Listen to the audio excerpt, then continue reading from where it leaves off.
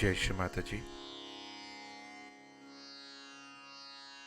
Let us all bow down to Shri Mataji, raise our Mother Kundalini and put Bandhan.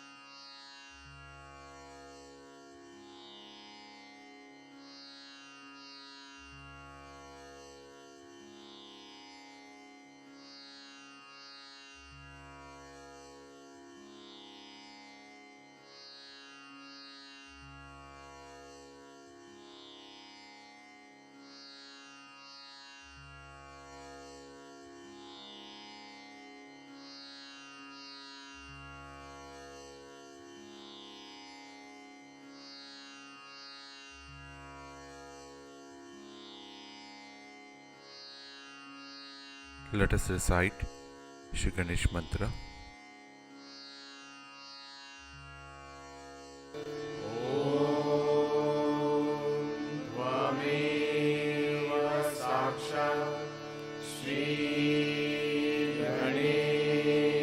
साक्षात् श्री आदिशक्ति माताजी श्री निर्मला देवी नमो नमः।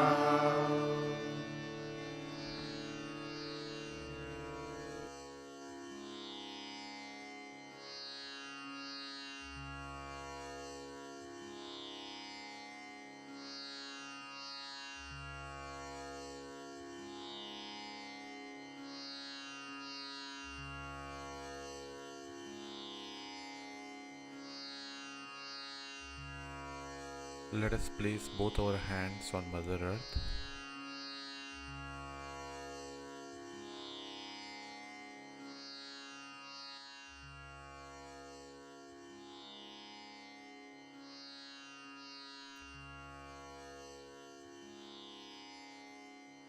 Shri Mataji,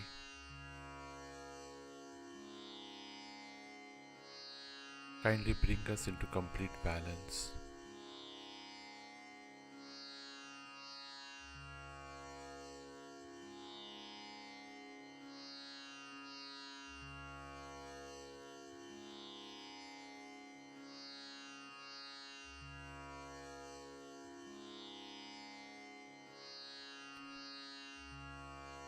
Shri Mataji, let all the ego and superego completely dissolve into the earth element.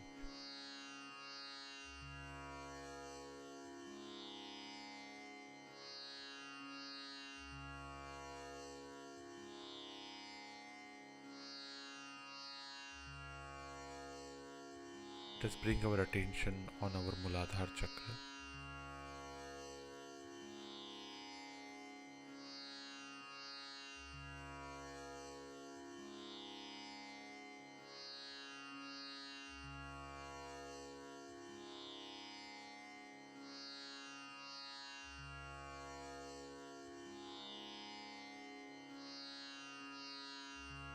Shri Mataji, you are Sakshat Shri Ganesha. Kindly bless us with the qualities of innocence, purity, wisdom, and chastity.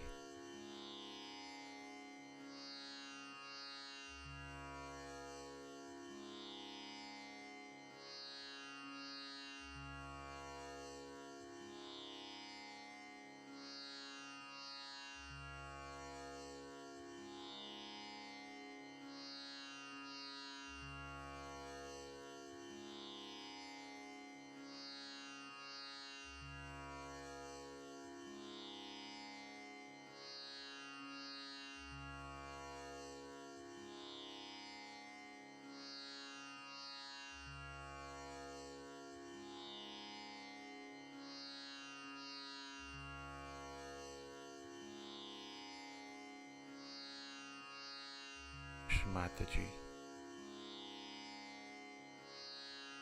kindly bless us with all the qualities of Sri Ganesha so that we can completely surrender ourselves at your lotus feet, just like Sri Ganesha.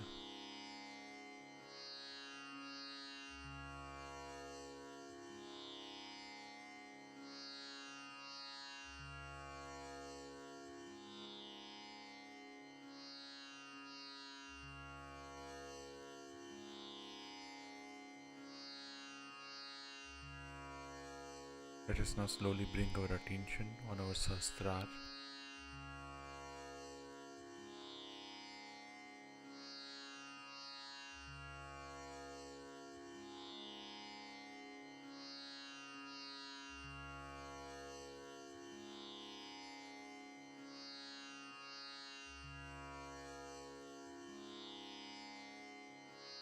Shri Mataji, kindly bless us with complete nirvicharita.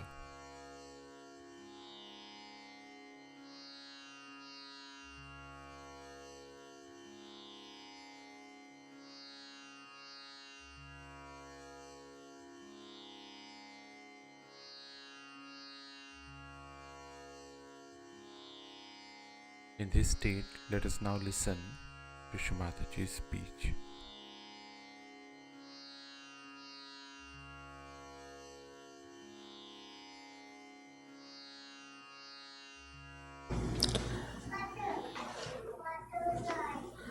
Today we are going to worship the Hamsa Chakra.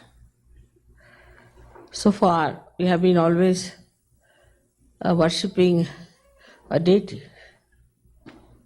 and this is the second time we are worshipping this center of Hamsa.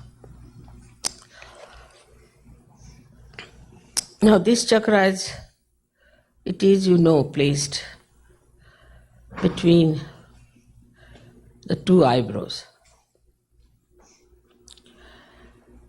Now two eyes represent the left and the right side.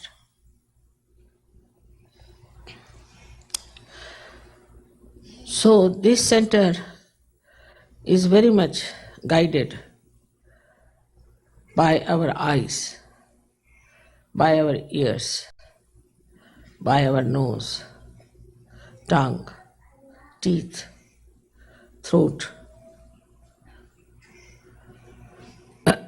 Is a very important center because the Vishuddhi, which has to look after 16 petals, which look after all these ear, nose, throat, different organs within us. Also, it has to communicate with the Virat. So it has to pass through this center of Hamsa Chakra.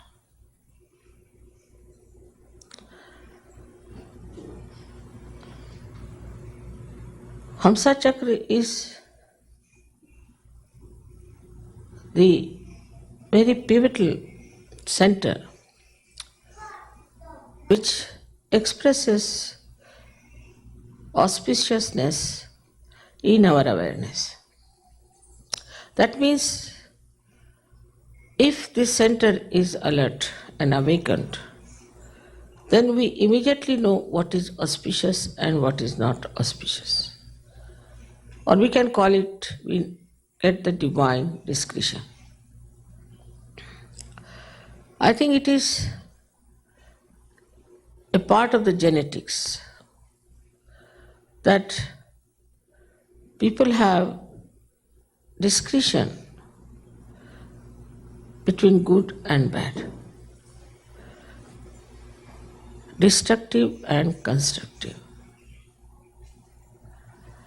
It is basically has to be there, but we can easily spoil it by all these organs which are collecting the conditionings and the ego from outside. That's why this center is very vulnerable. Other centers are not so much connected outside, as this center is connected and receives all the information from all these organs. For example, the eyes now here. Eyes are very important because they say this is the window of the spirit. And you have seen that when Kundalini rises and spirit starts shining, there is a dilatation of the pupils and you look like an innocent child and there's a twinkle in your eyes. But the way we play with our eyes all the time, the way we use it indiscreetly, with our lust and greed, we can spoil this center very badly. Once we start taking to destructive things in our life, we immediately become akin, or we start accepting whatever is wrong, whatever is destructive very easily. I feel this is some sort of a genetic defect, because in certain people they will not accept anything that is stupid, idiotic or destructive. But in certain people they are very prone and very easily can be taken to things which are absurd, which are stupid, and which are definitely destructive. This can become a very collective acceptance also. And once it becomes a collective acceptance, it starts penetrating throughout. It does not only have the effect of absorption, but also it has an effect of affecting other things. Say a person whose eyes are what we call flirtish or roving eyes. Such a person, if he goes to one group of people who do not know what flirting is, who do not know what roving eyes is, very steady eyes, he can influence those people and can make some of them of the same kind. So what happens really is this, that this is a very good door for all kinds of bhoots to enter, entities to enter. And when you start projecting it back, the same bhoots can pass into another person and can create the same kind of vacuum or same kind of vulnerability in the Hamsa Chakra of other people. So that's why eyes have to be very, very clean, innocent. Another you can see is what you hear. Some people, if they hear something nonsensical, they'll just put their hands to their ears. They don't want to hear anymore. But there are some people who like it and go on enjoying it. Ultimately, they become servile, or we can say conditioned, that they like all these horrible things that normally a human being won't like.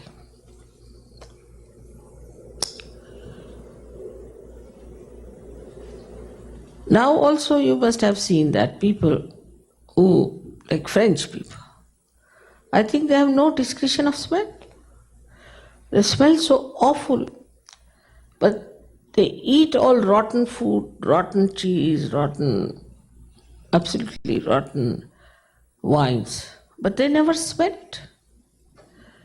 Anybody in their company can smell it, even their hands smell of their rotten cheese. You can't just smell it.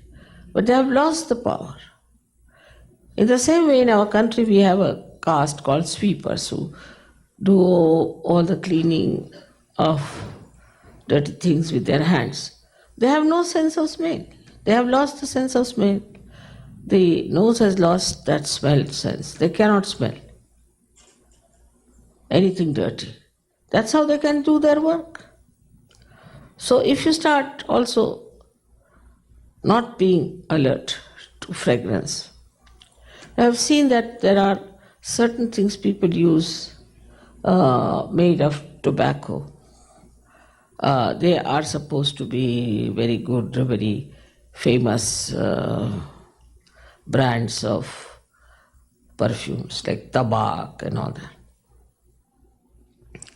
So once they start liking that kind of a thing, then they have other things like poison and other horrible things which there's horrible smell in it.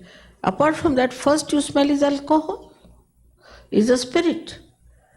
But they don't mind because they see in that a very congenial type of a pleasure. But these pleasures ultimately can kill all the cells of the nose, and afterwards one may even lose the sense of smell. One of the joy-giving organ is the sense of smell.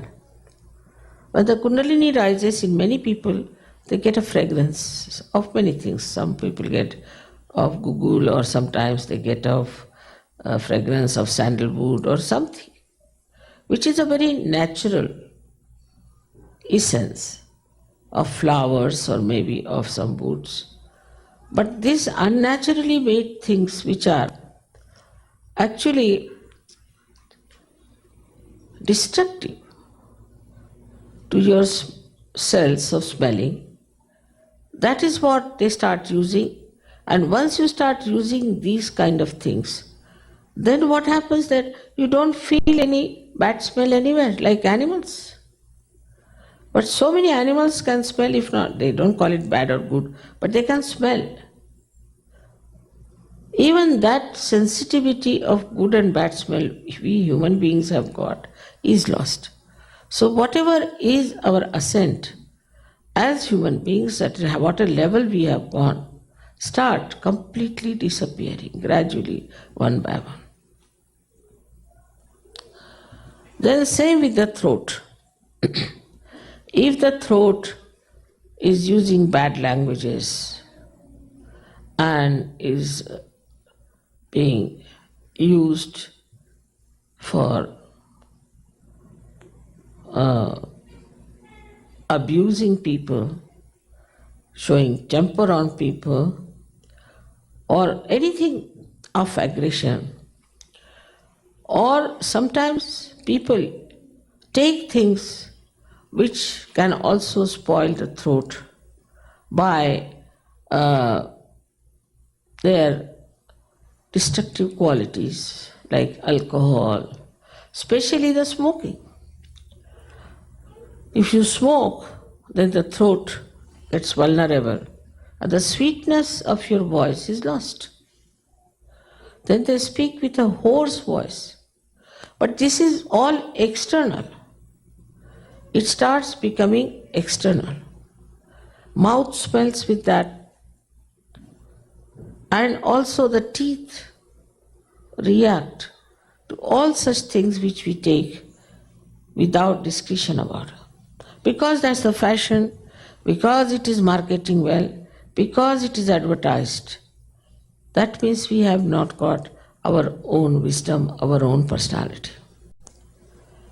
But when this center is awakened, then what you develop is a discretion. As I was telling them yesterday how the word Hamsa has come for this center. Because there's a Sanskrit very beautiful couplet which says that a swan is white and a crane is a white bird. What is the difference between the swan and a crane? The answer is that when you mix milk with water, the swan will just suck in the milk while the crane has no discretion, no vivek.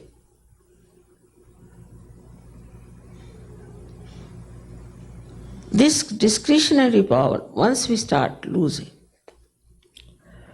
we start becoming just like a rabbit, I would say. Because we have no personality. Anybody can brainwash us. And the more they tell us about our discretion, we listen to them. That explains why people, so many thousands of people, go to all these false gurus. Thousands of people, why did they take to homosexuality and got into AIDS? Why thousands of people have taken to drugs? It is unbelievable, incredible. Why people have taken to all these things are destroying their life. They see a man going into the pub, coming out and falling down on the ground with all his purse being emptied. But they go with the purse, see that they have sufficient money to go inside the pub, again come out to fall down on the street. Whatever idiotic or nonsensical other people are doing, when you see they are idiotic, you pay money to become idiotic. One pays money to destroy oneself. Go out of the way. It is so unnatural for anyone. I mean, even a dog or a cat or any animal knows where is the danger is. They can smell the danger. And they run away because they have to preserve their lives. They think their lives are precious and they must live and live well. But this ordinary common sense starts missing. And they will say, what's wrong? What's wrong in this? What's wrong in that? That means the genetics of the Ahamsa are missing. Now you should see there is no deity on the Hamsa Chakra. But it is the formless energy of so many organs which are looked after by Buddha, Mahavira, Christ, Sri Krishna. 4 of them managed by Sri Ganesha. So these genetics are put by Sri Ganesha because he is the source of wisdom. So first, once they spoil their Muladhara, the wisdom is finished. Basis, the fundamentals are finished. That's why immoral life is very detrimental to our life because we lose our discretion. The discretion is lost. Then if you can awaken Sri Ganesha in the Hamsa Chakra, then suddenly you belong to the higher race of Sajogis. It's surprising, I've seen people overnight give up their drugs. Very immoral people become extremely moral because of this chakra being suddenly awakened. And the light of the spirit is best expressed through this chakra in everyday life, in the collective life also. One starts then seeing the point, as we say. Like now in Sahajogas, we have different problems also.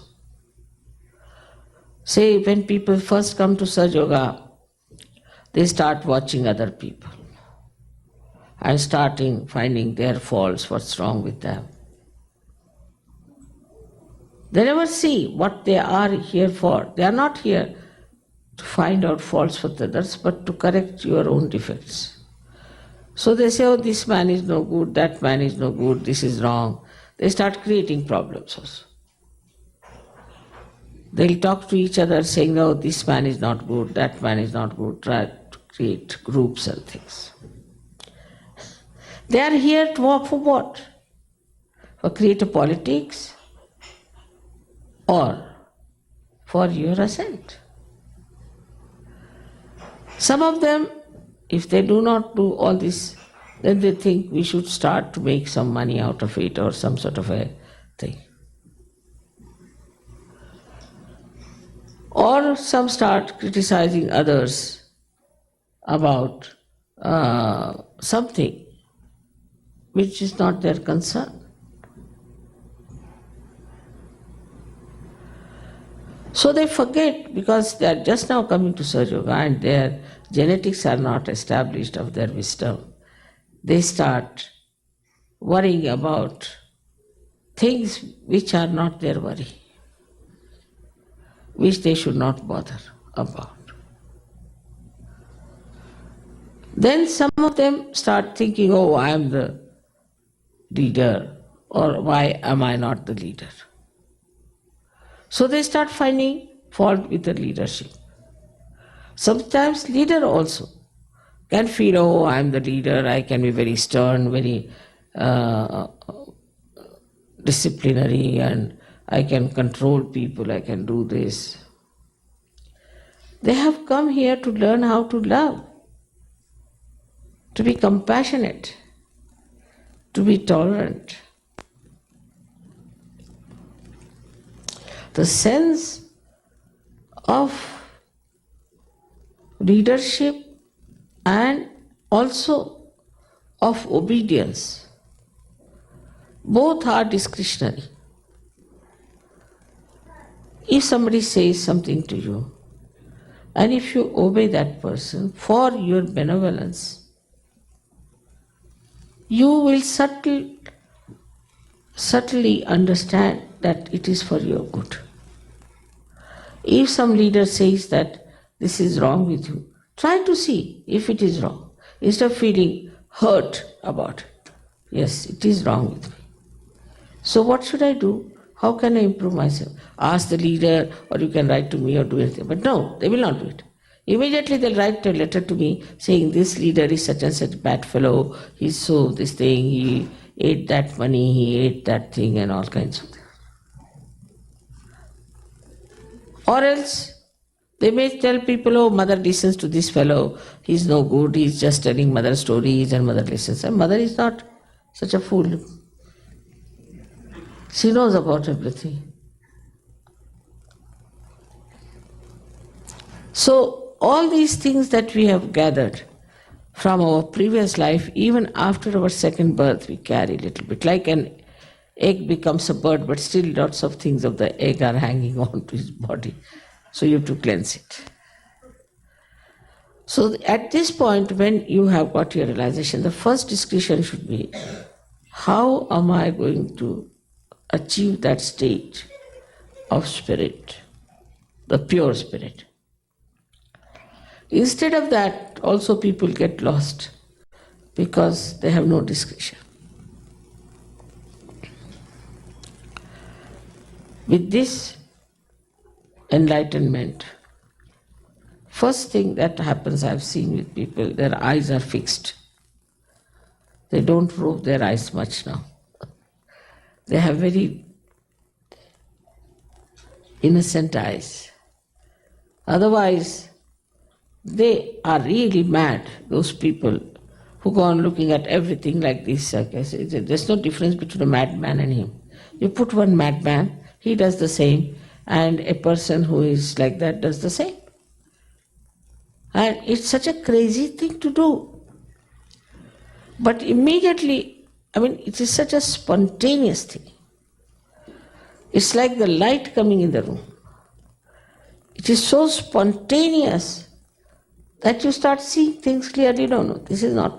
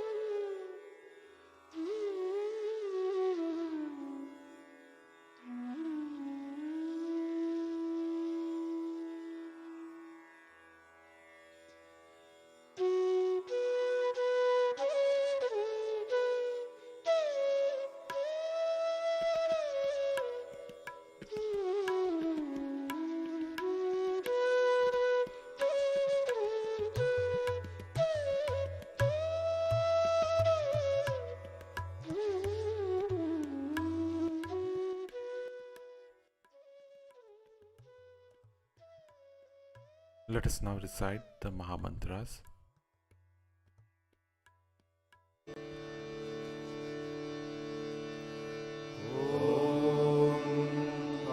त्वमेव साक्षात् श्री महालक्ष्मी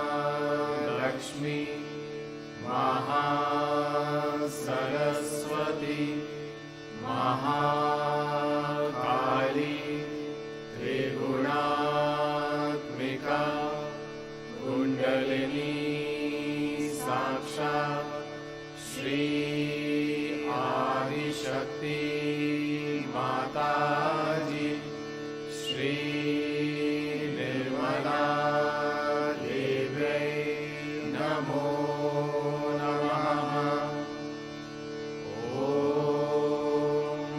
त्वमेव साक्षात् श्री कल्की साक्षात् श्री आदिशक्ति माताजी श्री निर्मला देव्यै नमो नमः।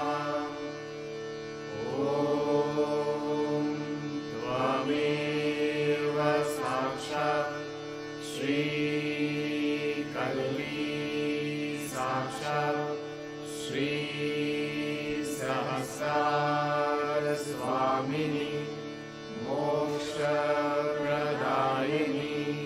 माताजी श्री निर्मला देव्यै नमो नमः।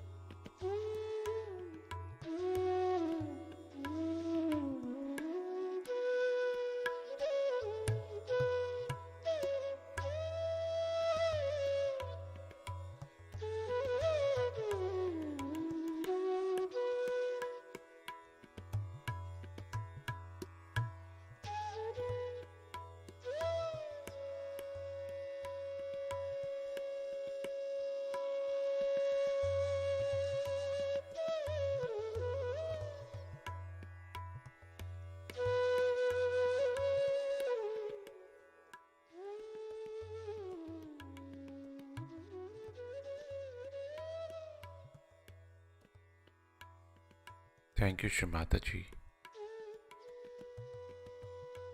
for all the joy and bliss through this beautiful morning meditation.